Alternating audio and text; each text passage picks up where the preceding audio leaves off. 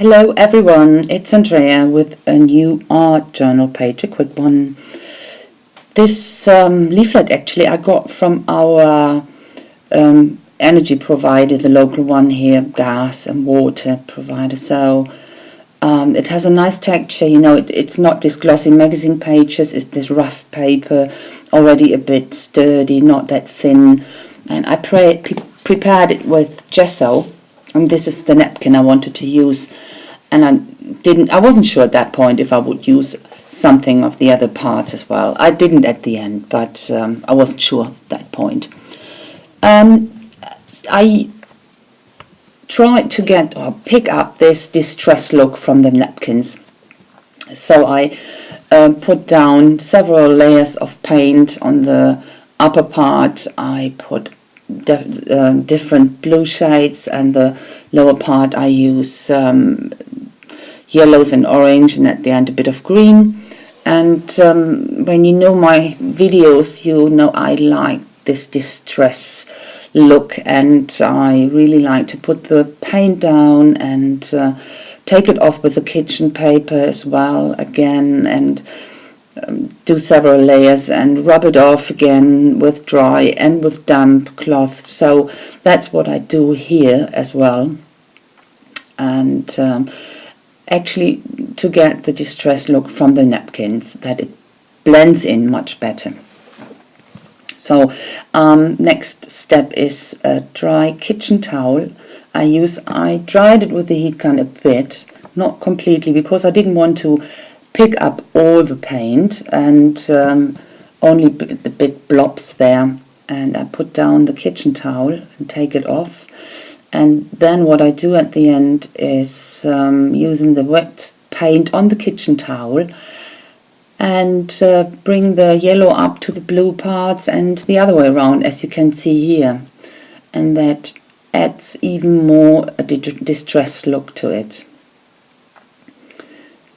And yeah, that's it. Then I go in with a bit of green on the bottom half, and I go on putting layers on top and so on. I haven't done a lot in the last days because it was incredible hot here.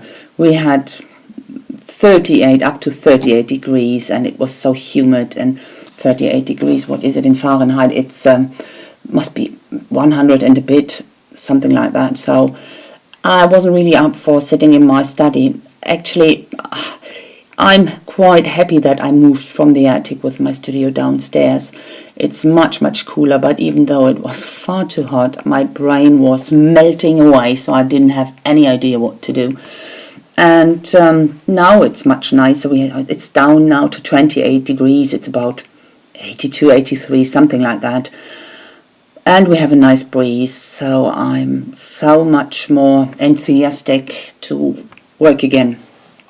And here actually I put a bit of dark blue in, but at the end it was a bit too dark for me, so I went over with a bit of gesso, because it is a summer page. Come on, there shouldn't be dark clouds. And I can't remember what dark clouds look like, so yeah, it didn't happen since a while. Yeah, it's not bad, but this scenery, that would be something I would like to be at the beach, sitting under a sun umbrella, jumping into the water every now and again. So no, that won't happen. My holiday I have to keep actually for our move in a few months. So no, that won't be something. No summer holidays this year. So, and at the end I went over it with a wet cloth and put some areas off and make them lighter and a bit more distressed. But I think that was it with my background. No, of course not. I put some stems down into the background, yeah. And I start using this. I will use that later on as well. Darkroom, door, seaside. And this particular one had this dots on it, and I wanted to only use the dots to get a bit of a sandy texture on there.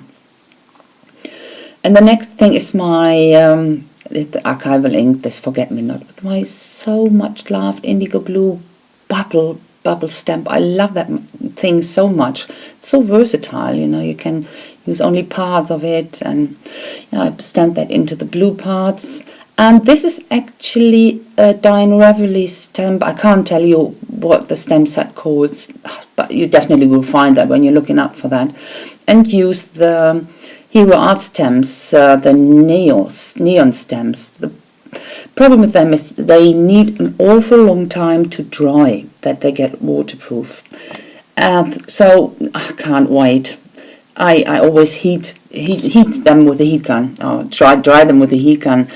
But that makes, that change the colors into a darker orange. It's not really this neon shininess.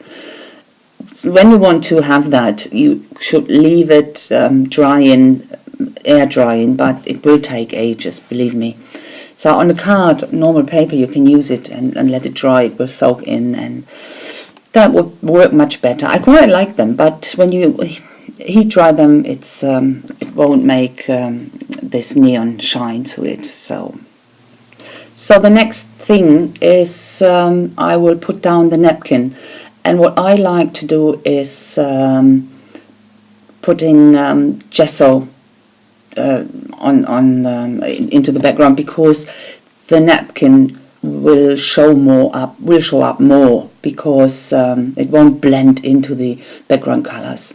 Especially when you use darker ones, the napkin won't show up properly, it won't pop. So that's what I tend to do, and it wasn't light enough, so I put another layer on, and I glue it down with Mod Podge. Actually, I really damaged quite a lot of napkins in the past, so I learned to be very careful. They are so delicate, so I only dab instead of brushing, and that works. And when it has dry bit, I go over it with a thicker layer. Then that works for me. So at the end, I decided that I want to Mod Podge the whole page, because I wasn't sure if I will go over it with some markers, or I didn't at the end, but I wasn't sure about that.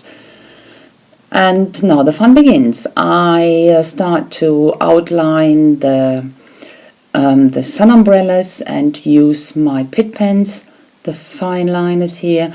This is the excess, and I do only a sketchy line, not very precise, and the excess was at the end, didn't show up that much, so that's why I use the F1, and here you can see that, and that defines it even more. So, and on the umbrella I use my white Posca to go over a bit of the white spaces to define them a bit more, and that's it.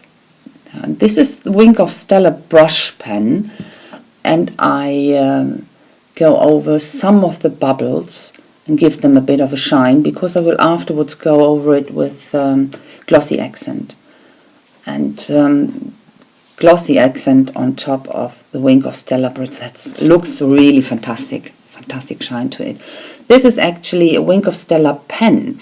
You can get them in different colors, and you can write with them. And here I outlined these bubbles I want to put the glossy accent on, to define them a bit more, to make them pop more. And because I wanted to have it shiny like the Wink of Stella brush, I used the pens.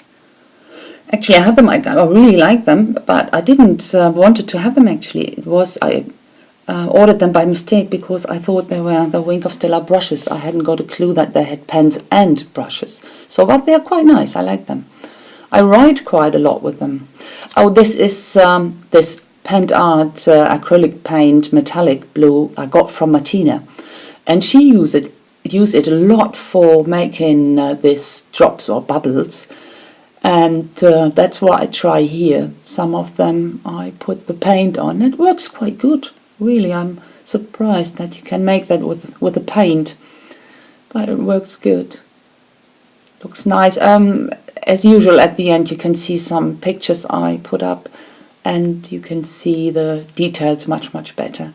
And what I thought, it is a bit dark at the edges where I stamped too much, so I put some gesso on top to lighten it up a bit. And yeah, that, what did I, oh, the next, yeah, I wanted to shade this, give this umbrellas a bit of a shade, but I didn't like it at the end and removed it. I outlined, I shaded with pit bend brushes in blue at the end. Oh, I forgot to press the record button, actually, like an idiot. I showed everything into the camera without the camera working. Great, fantastic, well done. So yeah, that's what you can see here. That's how, or when I realized I didn't press the button. And as you can see, I edged it in black with acrylic paint, and the umbrellas are outlined here on outline, shaded a bit with a pit brush. And the sentiment I used, that's from this stamp set from Darkroom Doors Seaside, quite like this, and I outlined them a bit in a sketchy way. And that's it, actually. Sorry that I forgot to press the button at the end, but that happens every now and again with me. Yeah, it's the heat. Sorry about that. It's the heat. So, and now the pictures are coming up, and I thank you a lot for watching, and I hope I will see you the next time. Thanks, guys. Bye-bye.